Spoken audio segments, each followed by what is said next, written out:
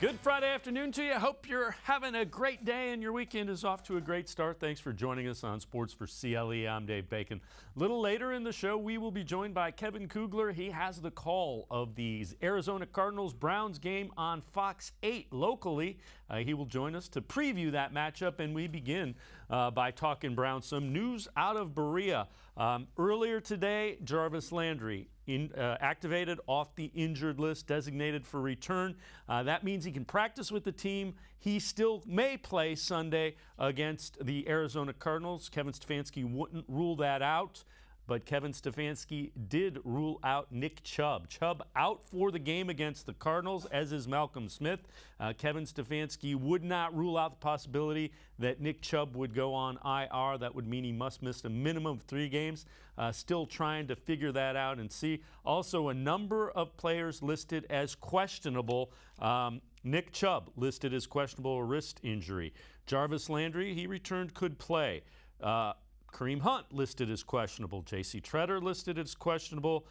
Tack McKinley, Greg Newsome, Denzel Ward, all listed as questionable. Jedrick Wills and Jack Conklin, the 2 starting tackles, listed as questionable. You get the idea here. Jadeveon Clowney, Myles Garrett, and M.J. Green, all listed as questionable.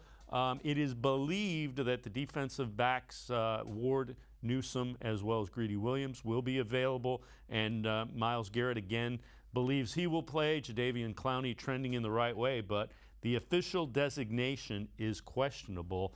Let's welcome in Jeff Risdon from BrownsWire.com.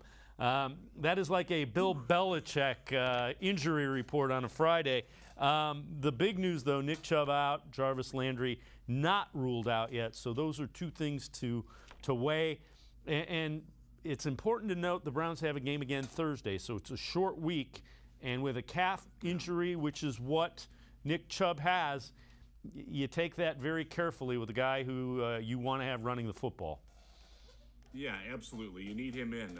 That list you read, it's almost easier to list the players that aren't questionable than are, and that's a tough time. Look, there's a lot of teams that are banged up. The Cardinals are also banged up, and they will tell you that they're just as injured as the Browns are. So, you know, it is what it is at this time of year. But the 2 games in 5 days like that really stresses it. That makes it much more likely, and it does make more sense to have Chubb sit then.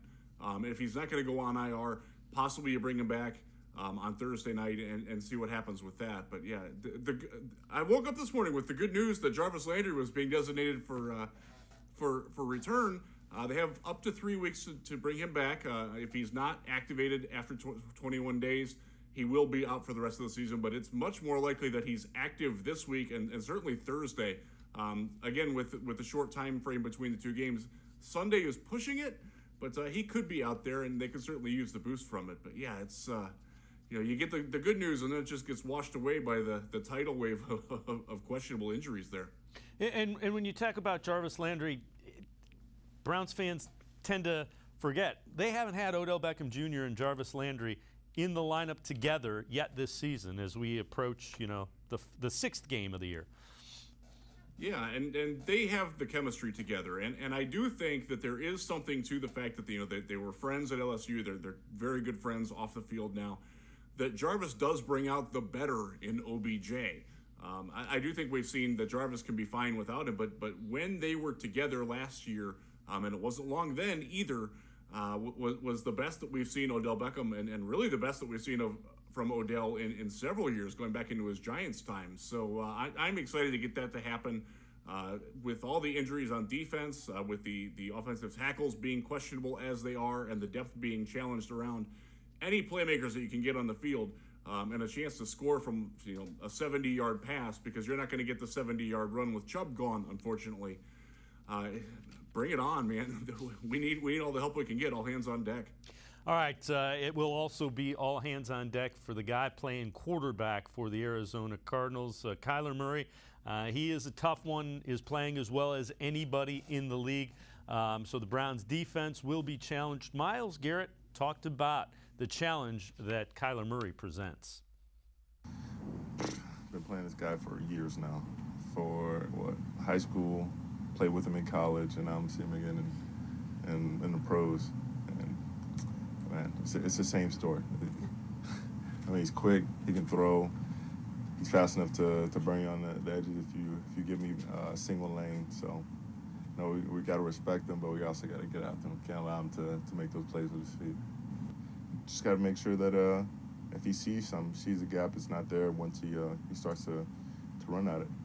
Trying to always keep a awareness of where he's going to be and where he's trying to get to. Where our holes are in our rush, and trying to close those up so he has to either go backwards before he goes forward and give us a chance to get there. And he is a guy that can beat you with his legs and his arm. His arm might be underrated because of how much he runs. Yeah, and he's got some receivers out there too that are dangerous for a banged up secondary. But yeah, Miles hit it on the head. He can run, but he can also throw when looks like he's going to run, and that's a very difficult situation. The Browns do have some experience with a guy like that in Lamar Jackson. They have played Josh Allen, but Kyler is different. Kyler is much more joystick quick, side to side than those guys are. This is a guy who's going to make you miss. He's more of an ankle breaker than a shoulder breaker, a guy who's going to drop his shoulder and run you over. And that presents a different way to defend him. You've really got to pen him in. You can't come at him with just one rusher. You've got to get both sides. You've got to be responsible in your contain angles. Miles knows that very well. He's good at that. And thus far this season, the Browns have done a fairly good job of eliminating escape lanes, but they've got to be extra careful with this week because Kyler is one of the front runners for MVP right now. He's earned it. They're unbeaten. He's a big part of that. It's a real challenge, even with everybody healthy. So with people banged up and questionable, they're really going to have to dedicate a lot of attention to doing and executing the game plan properly. And that's something that they kind of got away from last week. We better see a rebound this week. Yeah, and Kevin Stefanski, again, kind of to reiterate what we're saying, he realizes, and you can be sure the message about Kyler Murray has been driven home. Here's Kevin Stefanski talking about Kyler Murray. He's great, and he's playing great. And he can move around and buy time and throw it deep. He can run. When he does tuck it and run, he's an elite runner. He's fast. He's quick. He has a great understanding of what they're doing offensively. He's playing at an extremely high level. And, Jeff, I think that's kind of the next level for him. Last year, he was a really good athlete. I think he has that understanding of having guys that are around him for another year and being in Cliff Kingsbury's system for going back to when he was in college. So there's an understanding of what they can do. We talk about how advantageous it is for Baker to be in the same system with roughly the same guys, all around him. That works for other teams too, and it's worked for Kyler Murray. Getting the chemistry that he has with DeAndre Hopkins, who, for my money, is the best wide receiver in the NFL, that's invaluable. Another year of learning where the guys exactly are going to be at what time during a route. And if a play breaks down and he has to adjust his angle, the throwing angle, or the coverage takes away one part of it, the ability to have that in syncness with the or synchronicity, that's the better word there, with the receivers, it really shows. And if you watch the Cardinals play, they do things sharper and a little bit more confidently than they have in the past. There was always you always felt like when Kyler would make one or two mistakes per game that you could take advantage of. And thus far this season, other than one game, he's done a really good job of avoiding the mistakes that sort of plagued him, even going back to college when he was running all over as Baker's successor there at Oklahoma. So Pro Football Focus with the highest graded linebackers so far this year. So Matt Milano, number 1. You see the grade for Buffalo. A.J. Johnson of Denver, number 2. Jeremiah Owusu-Koramoah, 85.3, third highest graded. And that grades out as a Pro Bowl caliber linebacker. So, Jeff, the question is, what's the best way to use him this week? How do you use Jeremiah Owusu-Koramoah against Kyler Murray? You can't just – I know the easy answer is to use him as a spy and keep him off the line of scrimmage, make sure that he has a clean path to wherever Kyler's going. But you've got to involve him in coverage too, because with Malcolm Smith out, he's the primary coverage linebacker now. You've got to be able to have him isolate when they want to throw those quick slants, when they want to run an out to the tight end, getting the backs out of the backfield. Those guys are good. Chase Edmonds is a very good receiver out of the backfield. So you can't just dedicate him to stopping Kyler and his legs. You've got to be able to use him to take away options on every play. And I think mixing it up, but also dedicating him sometimes as a spy is probably the best way to go. Keep him thinking, keep Kyler guessing as to where the offense or where the defense is going to use him, where that hole might be. I think, look, he's good. He's going to get his, but limiting the big plays on it. And you do that by keeping him confused, keeping him honest, and using a Wilson Koromoa. You bring John Johnson up sometimes in the box to replace him, that sort of thing. Look, you've got a very versatile weapon in JOK. He's playing great. He's an impact player. This is what you got him for. Games like this and against Baltimore, Kansas City, the mobile quarterbacks. This is your chess piece to counter that. Let's see how well Joe Woods can deploy him in a variety of different roles this week. I think that's the best way to do it. Jeff Risdon from BrownsWire.com and I are going to step aside, take a quick time out. On the other side of the break, we're going to talk plenty of Browns offense, Odell Beckham Jr., Baker Mayfield, and Pro Football Focus's matchup to watch. Sports4CLE, you'll be right back. Stay with us.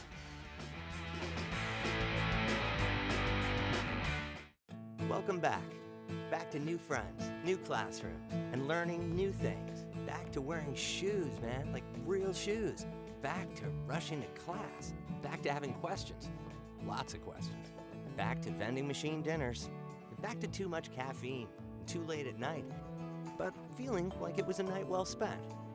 Back to pursuing your dreams and taking control of your future. Come back to go forward. Try C, where futures begin.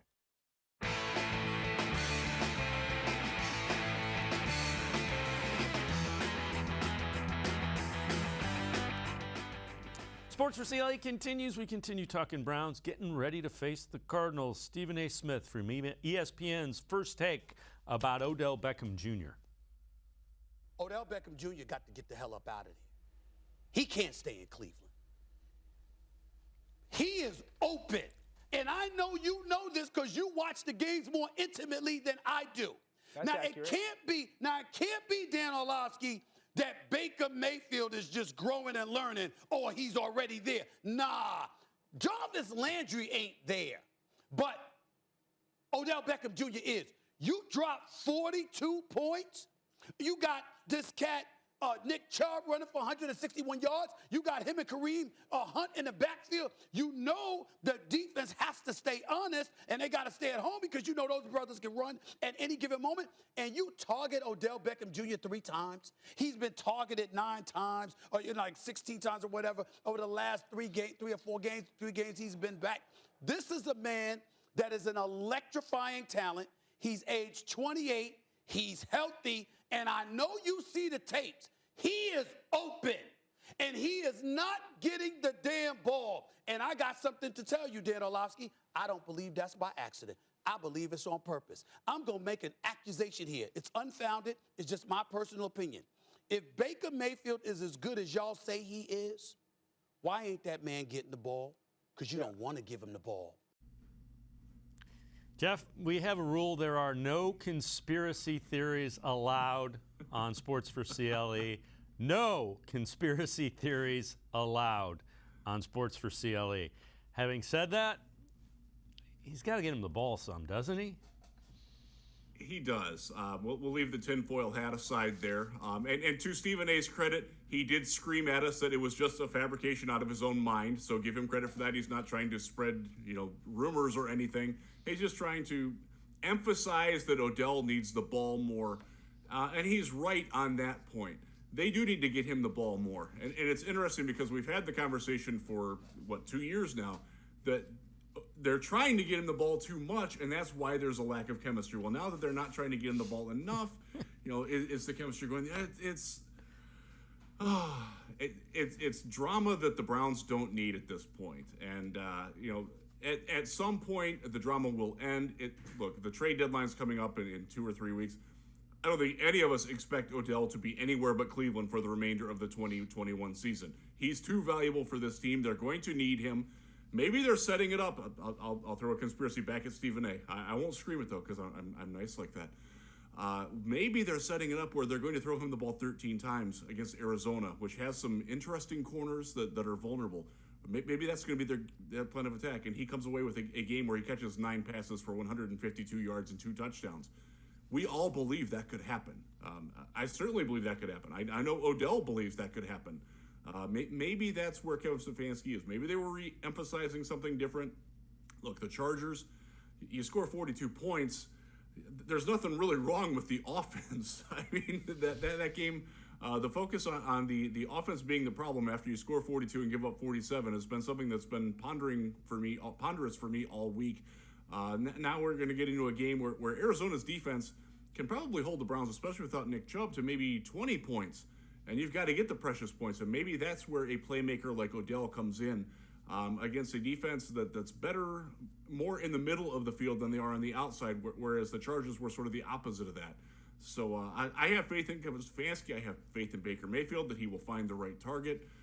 And that Odell will be that target on any given Sunday or Thursday. And I suspect we'll see it in one of those days coming up. Yeah, I would think eventually there's a big game for Odell in the offing.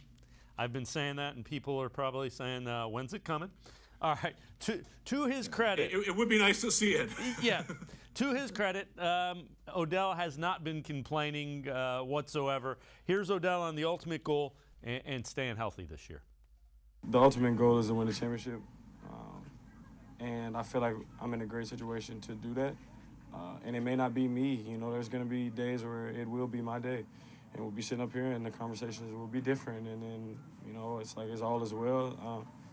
It is what it is at this point. Like I said, my main focus was to be healthy, to be able to stay healthy, get through a season, because it's been seasons after season since the ankle, which led to tearing my quad in 2018, to sports hernia surgery, to playing through that full year healthy, to having surgery in the beginning of 2020, to come into 2020 season just off a hernia surgery, to then tear your ACL. So it's like it's been a brutal road, starting from an ankle injury that I came back 5 to 6 weeks too early from.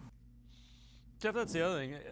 We tend to minimize how banged up he has been as one of the elite receivers. And, that takes a toll. It's hard enough to play that position when you're healthy. Imagine when you've got issues with one of your legs and you're a speed guy. Yeah, and he's not an exceptionally big guy. He's kind of a narrow-framed guy. He's muscular. He's certainly not slight.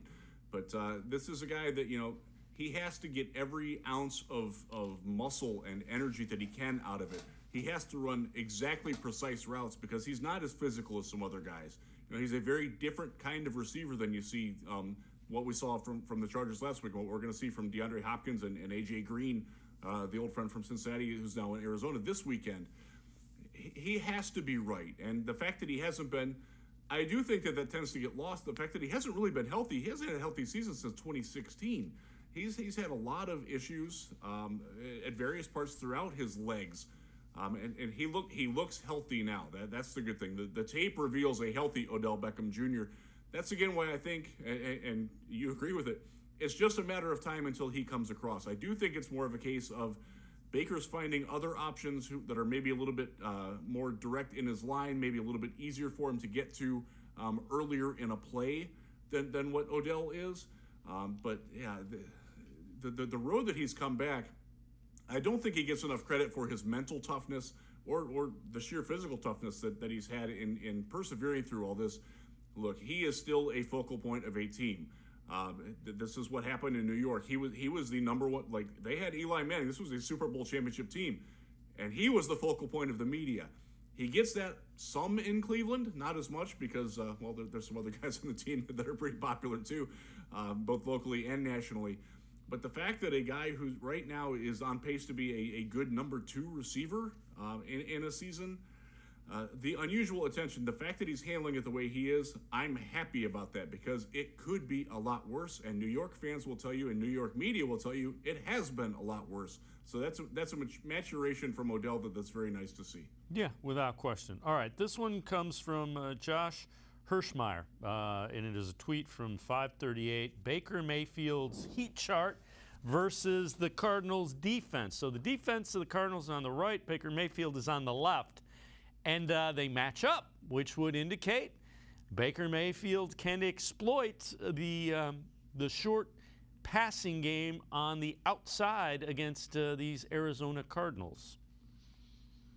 Yeah, and one of the things that they're very vulnerable to is when you run multiple tight ends. Well, guess what happens when you have wide receivers that aren't getting it done? And look at the talent. Look at David Njoku and what he did last week. He's primed for another big week this week. You get a little tight end screen out to him, he's got the ability to break some tackles. They have speed at linebacker, but they don't have disciplined speed. One of the things that you see in that heat map, they overrun a lot of plays to the outside. They try to force everything back to the middle. But their linebackers, specifically Isaiah Simmons, who is a very talented athlete and is playing much better at linebacker this year than he did as a rookie, but he will still overshoot the shot. And we know from watching Mack Wilson do the same thing for years, how detrimental that is to the rest of the team. So they will get some shots. Their safeties, to their credit, Buda Baker is one of the best tacklers in the NFL, and he will clean things up. But the ability to consistently get to 2nd and 4, 3rd and 1 off of short, quick passes, that's going to be there all day for Baker. And it'll be interesting to see if he is happy to take that, or if he does try to take some shots down the field, get those safeties to come up, get those linebackers a little flatter, and try to hit something with Anthony Schwartz or Odell down the field, because that is there too, but it does require some finesse and some setup. Jeff Risdon from BrownsWire.com and I get to step aside, take a quick time out. On the other side of the break, we'll hear from Keyshawn Johnson. We'll also take a look at some of the challenges that this Cardinals offense presents. Sports4CLE will be right back. Stay with us. The Ohio Lottery Partners in Education program recognizes role model students and teachers from across Ohio. Nominations can now be done completely online. To nominate a deserving teacher or student, go to OhioLottery.com. In the About section, find Partners in Education. There you will find links to the nomination forms. Students, kindergarten through 12th grade, can be academic all-stars. Teachers can be honored as a Teacher of the Month. The Ohio Lottery Partners in Education, where stars shine.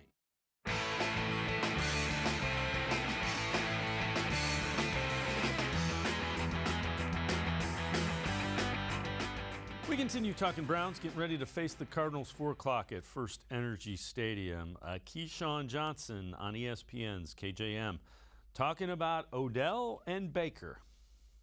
One of the problems with Baker Mayfield in OBJ now, not a year ago or any, I'm talking about like right now, is there's so many people out there that don't understand or know football that are on these platforms talking. And Baker Mayfield is paying attention to that. In his mind, he's thinking, I'm locking on to OBJ so much because everybody's saying that, when that is not really the case.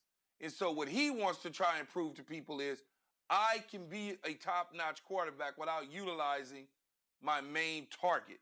And so rather than look at number 13 and force 13 the ball, he's getting off of him without the plays fully developing. So I was able to take note of that and watching that by being at the Charger game.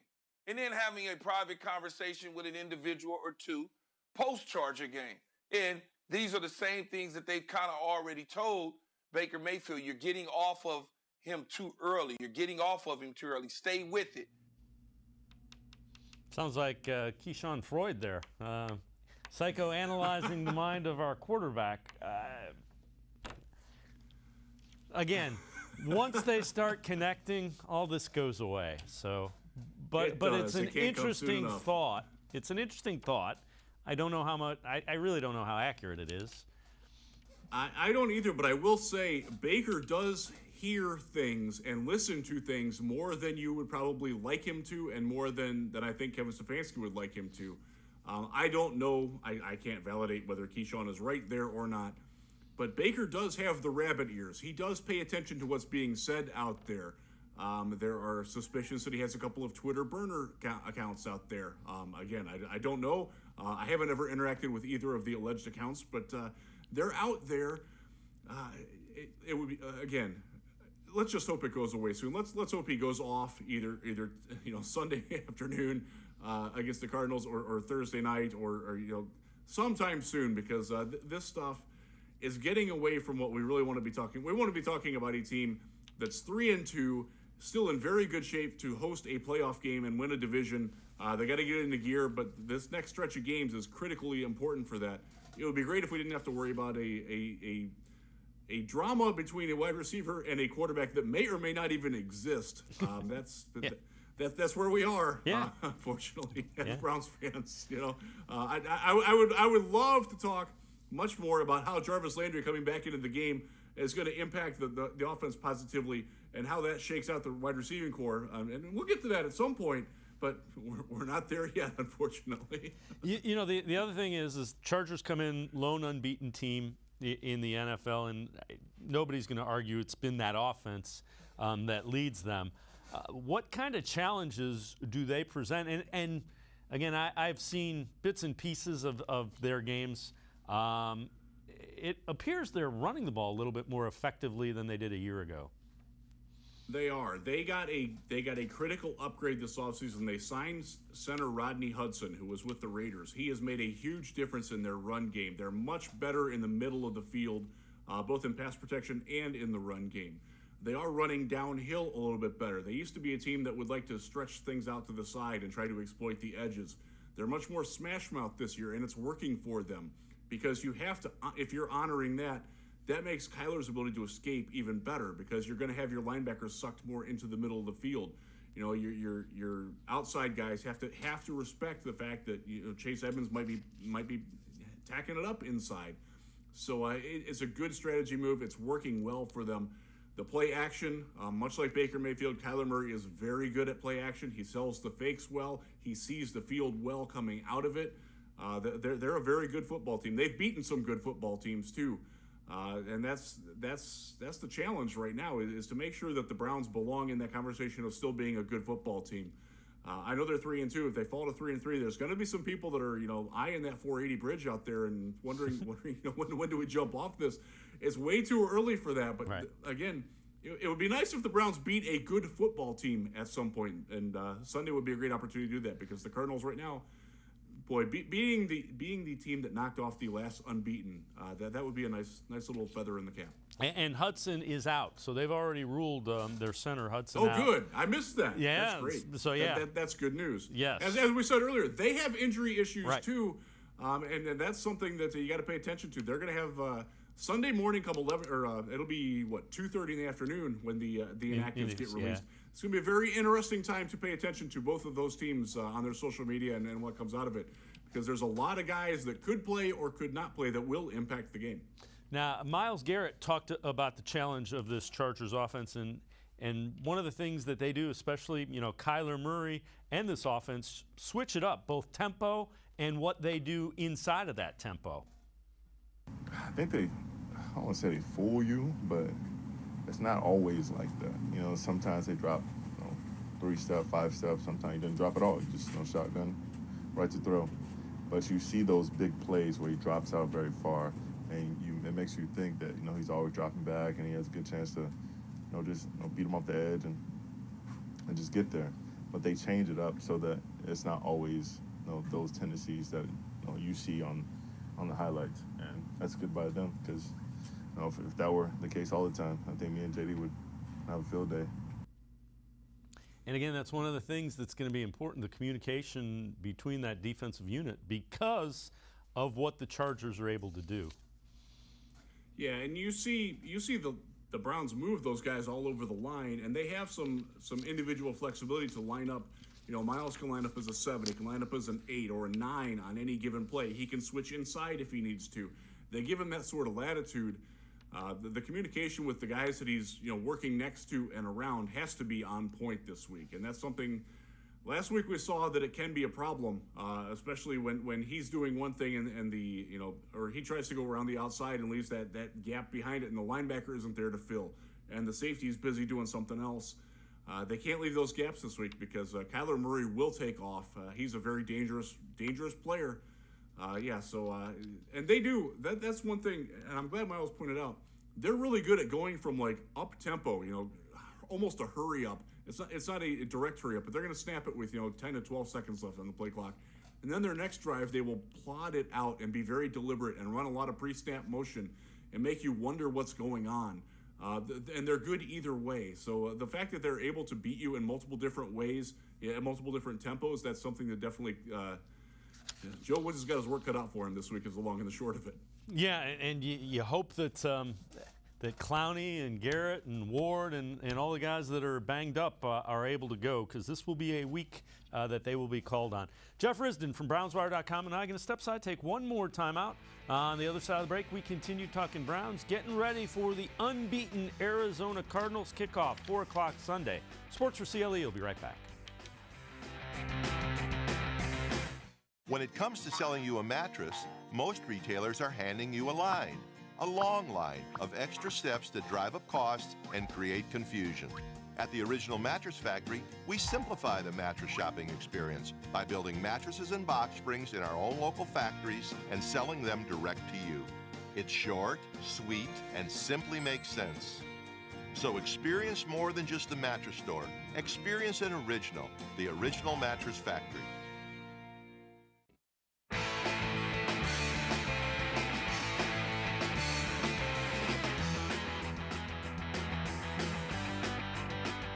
We continue talking Browns, getting ready for the unbeaten Cardinals at First Energy Stadium, 4 o'clock on Sunday. So Odell Beckham Jr.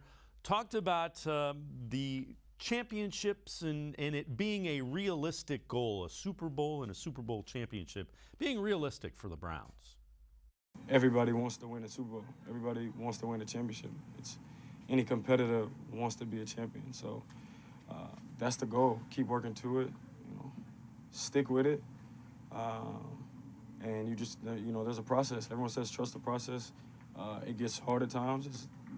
I'll be the first to admit that it gets bumpy and it's tough, but you just gotta stick with it. Hopefully everything turns out the right way and put those games together. We win those games. Yeah. Is there something though different about the mindset when like you said, every team's gonna want to say that, but when you know you really have what it takes? Yeah. I think so. I think the little things, the small details become more hyper-focused. Whereas on a team where you're kind of, you're probably not going to win it, the little things are like, we didn't win the game, like, next week. This one's like, all right, there's things that need to get corrected that could maybe put us in a better position. And again, Jeff, those are great things. I think it explains his mindset, because he truly believes this is a team that can go where he wants to get, which is the Super Bowl. Doesn't sound like he wants out of town, does it? I didn't pick that up out of what he was saying there, that he's unhappy or anything. No. Maybe my tinfoil hat isn't strong enough, I guess. One of the things, the last thing that he said there about focusing on the little details and what they can do to correct those quickly instead of overlooking them, I think that's a reflection on Kevin Stefanski and his influence on the team. Kevin Stefanski, one of the assets that they touted for him when they hired him was his attention to detail and how fine-tooth comb he goes through everything. And I think that the fact that it's rubbing off on the players like that, that's a very good sign for the Browns. Look, they're in an interesting time right now. They are still certainly well within the striking distance of being one of the top AFC contenders, but they've fallen back a little bit. Buffalo looks really good. The Chargers look really good. Ravens are coming up. That's a good football team too. But the Browns, they belong in that conversation, and Odell just laid out why they did, because this is a team that cares, that they do have a lot of talent. They're aware of that. They also know that they can't just rely on the talent, that they do have to focus on the little things. And, what did we miss last week that we can do better this week? That's not something that Kevin Stefanski is going to let them gloss over. And I really appreciate that, because I have seen way too many teams, both in Cleveland and around the league, where the players just don't buy it when the coaches try to sell that. And it's clear that they're buying what Kevin Stefanski is selling, and that's a very good sign. All right, so Myles Garrett talked about if he thinks about breaking the sack record of Michael Strahan. Through 5 games, he is 1 off that record. Here is Myles Garrett. Do you think about that sack record? Nope. I think about we got a chance to win multiple times last week, and we didn't get it done. So now it's just a matter of making those plays that can get us off the field, get us the ball, and change the game in our favor. So that's what I'm thinking about. You know, whether I break the record or not, you know, that's to be seen. And again, it kind of goes hand in hand with Odell. It's, you know, what do we need to do to win? Game coming up. Yeah. It would be great if he got that. It would be great if he added a couple to the sack total this week. And he put the headstones out on his lawn, which was hilarious. I love it. Obviously, he's not going to say. I do think he thinks about it. I'll be a little conspiracy theorist there. That he's certainly aware of his pace. We'll put it that way. But yeah, he understands that that's a secondary focus. You know, and also he will get that the more successful they are, because as the offense goes, if the offense is scoring more points, that gives him more chances to face a team that's in an obvious passing situation. That's a better situation for him to attack. He knows that the guys around him have to help him. The fact that guys like Malik McDowell, Malik Jackson, Jadeveon Clowney, Tack McKinley, none of those guys had their best games last week, and he's better when the team around him is better. And I think that's sort of what he was reflecting on there. You know, as a defensive front unit, we have to do a little bit better than what we did last week if we want to beat Arizona and get to where we want to go, which is winning the Super Bowl. Just as he and Odell have both mentioned, you know, there's unwavering goals for this team. They want to win a lot of games in the postseason this year, not just one. They have the capability to do it, and it sure seems like they have the mindset going for it right now. They're not overly dwelling on one loss. They're not putting all their eggs in one basket, and that's, you know, again, it's refreshing. It is a very good reflection upon Kevin Stefanski, who I don't think had a very good game last Sunday either. The fact that he's bouncing back the way he is, and that the players aren't questioning or doing anything like that, that's a good sign for the overall health of the team. All right, so Cardinals made a trade today. They traded cornerback Tay McGowan and a fifth-round pick for Zach Ertz, a tight end, and we only have a few minutes left, so we'll touch on this before we get into how you think the game will play out. Zach Ertz is an interesting addition to that offense. He is. You know, the Eagles were sort of a dead end. He wants a new contract. I don't know if the Cardinals will be willing to give that to him. He's a receiving-oriented tight end, and that's one thing that their offense can really use, is a guy that can sort of hit that, you know, 8 to 12 yard over the middle type route. I don't know how fast he's going to learn it. I mean, I don't think he's even. He's not eligible. He's reporting to Cleveland. Yeah, he won't be eligible. But that's it's interesting. You know, the fact that he just played last night. It's.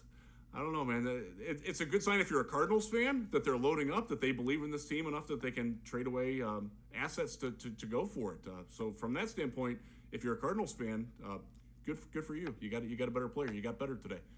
How do you think this one plays out? So Browns trying to beat the last unbeaten. How do you think? It's supposed to be windy and in the 60s after the rain moves through Cleveland today and tomorrow. You know, this is a game. I do think that it's a cliche, but special teams and turnovers are going to play a huge role in this game. This is a game where I want to see Chase McLaughlin on the field on 4th and 2 from the 25, and them not going for it. I want the sure 3. I'm not concerned about getting the 7, but also potentially losing the 3. And I hope that's something that Kevin Stefanski wants to do. Look, I do appreciate the aggressiveness, but I think at some point you've got to realize that your 4th down plays just aren't working. And maybe take some points because you're going to need them. I do think that if Myles Garrett can get a strip sack, you know, if you know, one of the safeties can come up with an interception, if Troy Hill can lock down, you know, and get a fumble recovery or something like that, that's going to make a huge difference. I do think that Baker is going to take very good care of the ball. I think Kareem Hunt is poised for a huge day. Look, Dearness Johnson, he's probably the best number 3 running back in the NFL. We're going to get a chance to see him do what he can do. I still think that the Browns can pull this game out and win if they play consistent football on both sides of the ball. Last week, the offense was great. The defense was not. A couple weeks before that, the offense was but the defense was great. This is a week where if you put those two hands together and get, you know, B+ play out of both units and don't lose the game on special teams or takeaways, they do have the better roster. They do have a better team, even with all the injuries to both teams. I do think the Browns can win by a field goal, maybe 6 points, but it's going to be tough. It's going to be a fun game, and I'm glad that it's a national broadcast, or as national as you can get for the late window.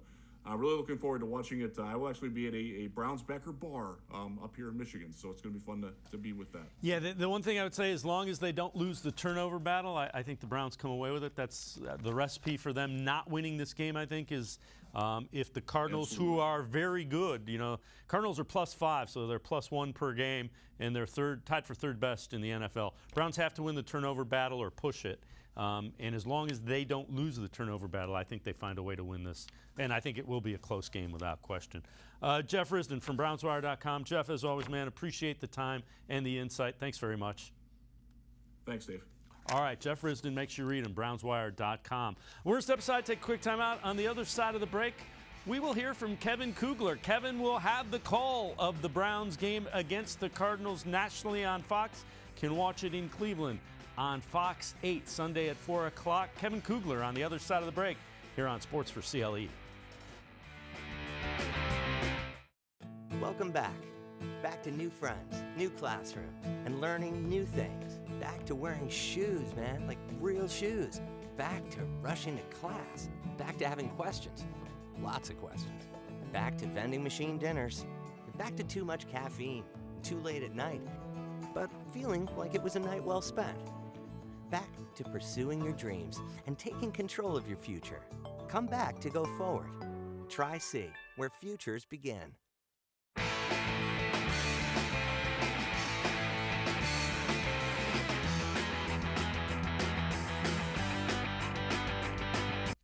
Welcome back to Sports for CLE. We continue talking Browns and the Arizona Cardinals. 4 o'clock kickoff, First Energy Stadium on Sunday. And we are pleased to welcome in Kevin Kugler. He will have the call of the Browns-Cardinals game locally on Fox 8 at 4 o'clock. Kevin, thanks so much for the time. Appreciate it. Hey, what are some of the storylines that kind of pop out with this matchup on Sunday? Well, I appreciate you having me on. I think it's one of the premier matchups of the week in the National Football League. You've got two potent offenses. You've got two teams that have designs on playing in the postseason. Arizona, the last unbeaten team in the National Football League. And, of course, Cleveland has had two tough road losses, but this is a team that can score with anybody right now. I expect to see a high-paced, high-action game. I think it's going to be a lot of fun. Two great quarterbacks, of course, will take the headlines with Kyla Murray and Baker Mayfield, two guys that probably don't get the kind of recognition nationally that they should for the seasons that they've had and the start to their careers that they've had. Both are really talented, and we're excited about this one. When you look at the Cardinals, I know you've seen him play. Kyla Murray is a guy that every time I see him, I kind of scratch my head and go, how did he do that? I mean, there is an elite athleticism to him that you just don't see it, and it shows up in his arm, the way he runs. I mean, he's one of the most elusive guys in the NFL. Elusive is a great way to put it. Dynamic is another way I would describe Kyler Murray. He is a very exciting player. You saw it in college, of course. If you watched him in high school, you saw it there, but you certainly see it at the National Football League level. This is a guy who can not only beat you with his legs, he can beat you with his arm. And I think that's underrated for some of the guys that people look at it and say, oh, he's got great escapability. He's a running quarterback. This is a running and throwing quarterback. Kyler Murray can throw with the best. He leads the National Football League in completion percentage. And one big reason he's been so successful in the passing game, especially through their first 5 games, he's surrounded by arguably the deepest core of talented wide receivers in the National Football League, where you go with the veteran A.J. Green that I know everybody in the state of Ohio knows well, Christian Kirk, Rondale Moore, DeAndre Hopkins, one of the best that's ever played at his age in the National Football League. This is an extremely talented core surrounding Kyler Murray. It's a tough offense to stop. Now, maybe San Francisco showed a little bit of how to stop it this past weekend. They really slowed Arizona down, but the Cardinals still got the win. When you look at Murray, how has he developed? Have you kind of seen him? I know you've seen him play the last couple of years. Have you seen that next step that you like to see from a quarterback this year with Kyler Murray?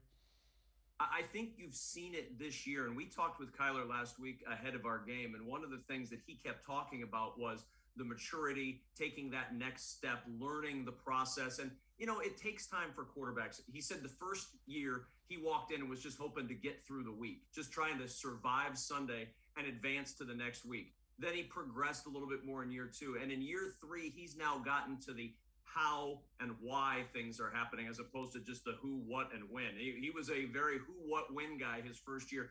Now he's progressed to how is this happening? why is it happening this way, and how can I affect it to make it go the way I want? He has really progressed a lot in his young career, and I think you've seen that show in his statistics and in the success the team has had this season. Cliff Kingsbury, that air raid offense, whatever you want to call it, are they running the ball more effectively? What's enabled them to have some success this season? They really are running the ball. In fact, they're 8th in the league in rush yards, and they've been able to use both James Conner, the former Pittsburgh Steeler, and Chase Edmonds to kind of be a two-headed monster at the running back position. They're not a prolific run team. It's not Chubb and Hunt. That's not the combination that you see with Arizona, but it's a good enough duo that they've been able to accomplish what they need to accomplish on the ground. Cliff's offense has evolved a lot since it came from Texas Tech. This is not the air raid necessarily that he ran at Texas Tech. They're more of a balanced NFL scheme. He's got a good offensive line coach in Kevin Kugler, who has been all across the league, and they've allowed him to be the run game coordinator. And he's really put in some very specific and very strong run plays with a good offensive line in front that's allowed them to move the ball on the ground. Now, a big loss for that run game this week is the loss of their center, Rodney Hudson. He makes all the line calls. He really helps Kyler a ton up front. He's already ruled out for the weekend. They ruled him out back on Wednesday. This is a very big loss for Arizona, and we'll see how it impacts their run game and their protection against Cleveland this weekend. You alluded to the 49ers defense kind of slowed down what had been a really high-paced offense for the Cardinals. What were they able to do? What was San Francisco able to do? Well, they contained the run game. Specifically, they contained Kyla Murray and those two running backs. They were really never able to quite get on track the way they had against the Rams and other teams earlier in their schedule. So if you can contain that run game and contain Kyla Murray, you've got a better chance to obviously slow down this offense. They just never really were able to get into a rhythm. And then this is something we'll be keeping an eye on Sunday. Kyler hurt his arm and his shoulder late in that game in the fourth quarter. He said after the game everything is fine, but he didn't really elaborate after that. We'll be anxious to see on Sunday if that arm is bothering him. We saw it late in the game. He tried a deep pass that was caught by DeAndre Hopkins 30 yards downfield, but it was a flutterer, and it was clearly not the same zip that you see on the ball from Kyler Murray. So obviously that helped San Francisco contain that offense, banging up Kyler's shoulder a little bit. But what they really did was get that run game in check, both the legs of Kyler and the legs of those running backs. You mentioned a number of wide receivers, and Chase Edmonds out of the backfield is one that can hurt you as well. Who are some, everybody knows, DeAndre Hopkins, A.J. Green. Who are some of the under-the-radar guys that are effective for this Arizona Cardinal offense? Well, I think he's one of the best receivers that nobody's talked about in the National Football League, and it's his fourth year, Christian Kirk. He's fantastic. He runs in the slot most of the time.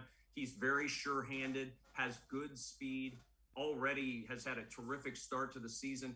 And then they brought in a youngster from Purdue, and folks who watch Ohio State football are certainly going to recognize Rondale Moore from his days at Purdue. He had a huge game a couple years ago against Urban Meyer's Ohio State Buckeyes and was one of the most prolific wide receivers in all of college football his freshman year. Then battled a hamstring injury in 2019, was going to opt out in 2020, and then just came back for a few games. So really, perhaps for a lot of people, his freshman year dynamic play faded in their minds, but it won't fade when you see him. They use him in a lot of different ways. He is very good in yards after catch because they'll throw short tosses and allow him to get into open space and use his terrific speed and elusiveness. So keep your eyes open on Sunday for Christian Kirk and Rondale Moore. I know they're certainly on the Browns scouting report. They should be on any fans list as well. 13 and 4 are going to make some plays. When you look at this offensive line, is it one that teams tend to blitz, or does Kyler Murray's athleticism kind of negate that? Did San Francisco have some success with just 4, or were they trying to bring pressure? They brought pressure some, but they did have some success with 4, and part of that was they had hemmed in Kyler Murray enough with their rush that he wasn't able to get free, and so they knew where he was going to be. And then when they lost Rodney Hudson, that changed a lot of things in that offensive line. When the center went down and Max Garcia, who had been the right guard the week before, had to come in and play center last week, that really changed a lot of the line calls, and it changed a lot of what this team was trying to do from a protection standpoint. It's going to be very interesting to see with a week of practice how much better they are in that role. I would think they'd be a little bit better. That was on the fly. But they came into that game last week having allowed 8 sacks, gave up a couple last week to San Francisco. You can get to Kyler Murray, but again, it all comes down to can you keep him in the pocket? Can you keep him in the area where you can track him down? If you let him get free, if you push him to one side and he's able to get around and run, it's going to be a very long day for the Browns defense. But if they can hem him in and they can find him, you can get him and you can slow down this offense. Last thing before we take a quick break. Browns were down at some points 3 cornerbacks. So Greg Newsome was out, Greedy Williams was out, Denzel Ward left the game early. All 3 got in some form or fashion of a limited practice. How tough is this Cardinals, that air attack if you are in deep into your depth as a secondary? That's a significant problem, and it was a problem last week for San Francisco. And if you don't have enough bodies who can capably defend these wide receivers, there's 4 of them out there. There's 4 really talented receivers out there. One of those guys is going to find some space, and if you can't cover those guys for a long time, that's going to be an issue. And that was earlier in the week, that was the startling thing for me. I think back to Wednesday when that injury report came out, the first one. I think there were 17 Browns on the injured list, and you see guys like Myles Garrett and Clowney, and you see Ward, and Greedy Williams and Newsome. I mean, that's a lot of guys that are key on that defense, that if they're not out there, specifically, as you mentioned, the guys in the secondary, that's a challenge. And I'm sure that's been a real concern all week long for the Browns coaching staff is, do we have enough capable bodies who are healthy to slow down an offense that has 4 receivers that are well over 200 yards receiving? That's a tough task indeed. Yeah, without question. Kevin Kugler will be calling the Browns-Cardinals game on Fox 8 locally. We're going to step aside, take a quick time out. On the other side of the break, we'll flip sides of the ball. We'll talk Browns offense, Cardinals defense. Sports4CLE will be right back talking Browns-Cardinals Sunday at 4. Stay with us. Welcome back. Back to new friends, new classroom, and learning new things. Back to wearing shoes, man, like real shoes. Back to rushing to class. Back to having questions. Lots of questions. Back to vending machine dinners. Back to too much caffeine. Too late at night. But feeling like it was a night well spent. Back to pursuing your dreams and taking control of your future. Come back to go forward. Try C, where futures begin.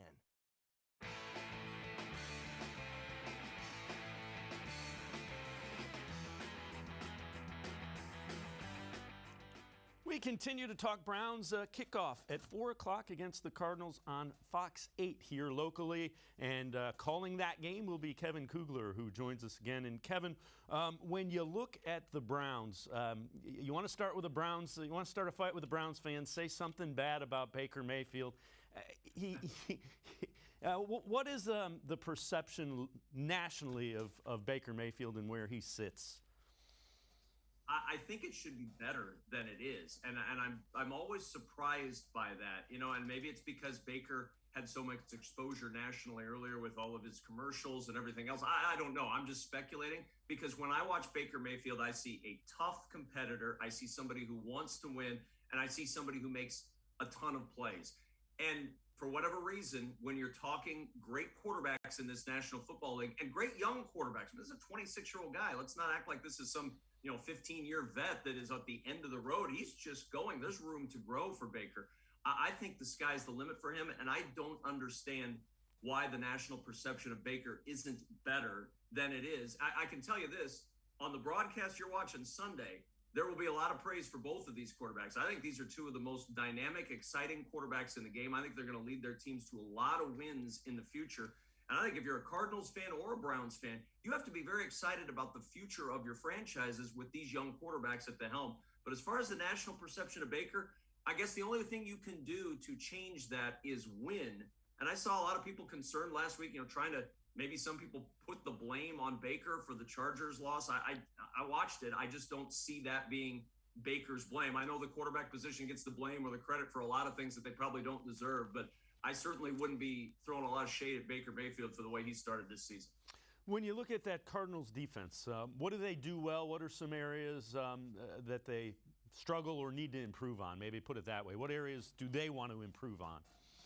Well, they want to improve on their run defense. This is a bad week to be working on your run defense because you've got Nick Chubb and Kareem Hunt coming at you all game long. They're a bottom 5 run defense. They've given up a ton of yardage to different running backs, Dalvin Cook, James Robinson. They've had some issues slowing good running backs down, and now they've got to figure out a way to slow down arguably the best 1-2 combo in the National Football League in Nick Chubb and Kareem Hunt. So first and foremost on the list for Vance Joseph is, how do you slow down what Cleveland wants to do on the ground? That's a very difficult task, and it's one he's going to have to figure out. The one thing you like if you're a Cardinal fan about this defense is they went out and deliberately have guys with veteran skills at each level of their three-level defense. J.J. Watt arguably had his most impactful game last week as a Cardinal. He was flying all over the field, still doesn't have a sack, but he made a big impact in the run game and in hemming in the offense of the San Francisco 49ers and their rookie quarterback, Trey Lance. Chandler Jones, who may not go this weekend, he's on the COVID list. So that's the veteran you have there in the middle in the linebacker core. And then Buda Baker, who had an interception last week, shores up the back end for that defense. So they like what they have veteran-wise, top to bottom on that defense. But number one on the list this week for Vance Joseph, I'm sure, has been stop the run, stop the run, stop the run. Baker's going to get his yards. Baker's going to make his plays. But if they don't slow down Chubb and Hunt, they are not going to walk out of Cleveland with a win. Buda Baker is a guy that maybe not a lot of fans know of nationally. He's one of the better safeties in the NFL, though. How good is he, and what does he mean to the Cardinals defense? Well, he means so much. His leadership back there, for one thing, it's a pretty young group back there. They do have Robert Alford, who's a veteran, but Buda Baker is the heart and soul of that back end of the defense. He's smart.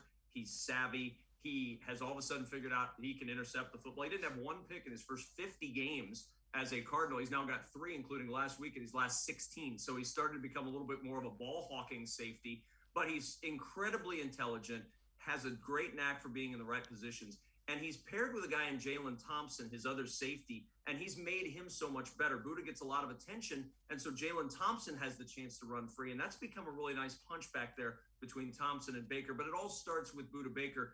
He's not, you're right, he's not a guy that a lot of people talk about, but he's very talented, extremely athletic, very intelligent, and that's a big, big factor when you're throwing the football is where is Buda Baker roaming in that secondary for the Cardinals.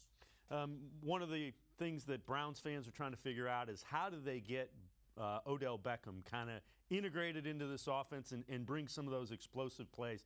What would an Odell Beckham who can get behind the defense mean to this Browns offense, do you think? Well, it'd mean everything. I mean, if we could see the OBJ that we saw for most of his career with the Giants and get him back into shape, it changes everything that this Browns offense wants to do. And I wonder how much a return of Jarvis Landry would help Odell Beckham Jr.'s performance. You've got somebody else out there to take a lot of the attention away. You get Jarvis Landry back, all of a sudden the dynamic changes in that wide receiver group, and maybe he sees some single coverage once in a while. Because right now, if you're defending Cleveland, he's the number one receiver on the list that you say, we've got to take him out of the game. And 47 yards the last 2 weeks combined seems to me that both defenses that they've faced the last 2 weeks, and the Chargers and Vikings, have figured out a way to do that. So you get Jarvis Landry back. I think that could be the biggest key to getting Odell Beckham on track again, is you have then that second wide receiver out there that forces defensive coordinators and defenses to say, look, we got to pay attention to 80 as well as 13. And once you get Jarvis Landry back, I think that changes things. But get Odell Beckham Jr. on track, my gosh, that changes so much for this offense. And it gives Baker that reliable weapon that he knows he has out there. He just hasn't been able to get him going over the last couple of weeks without Landry to take some of the heat off. Having said that, and I know you watched the game again. Did you see the blocking that he was doing in the Chargers game? There were a couple times where he absolutely decleated defensive backs. He did, and you know what? That's great to see, because it's easy, I would think, for a veteran to get into a position where it's like, well, I'm not getting the ball, maybe I'm going to sulk, but he's helping the team in other ways. It'd just be nice, I'm sure, for Baker, for this offense, for Kevin Stefanski, if you could get him going in the receiving game as well. But look, if he's going to be out there and blocking to help the run game go, that's a big benefit for Cleveland.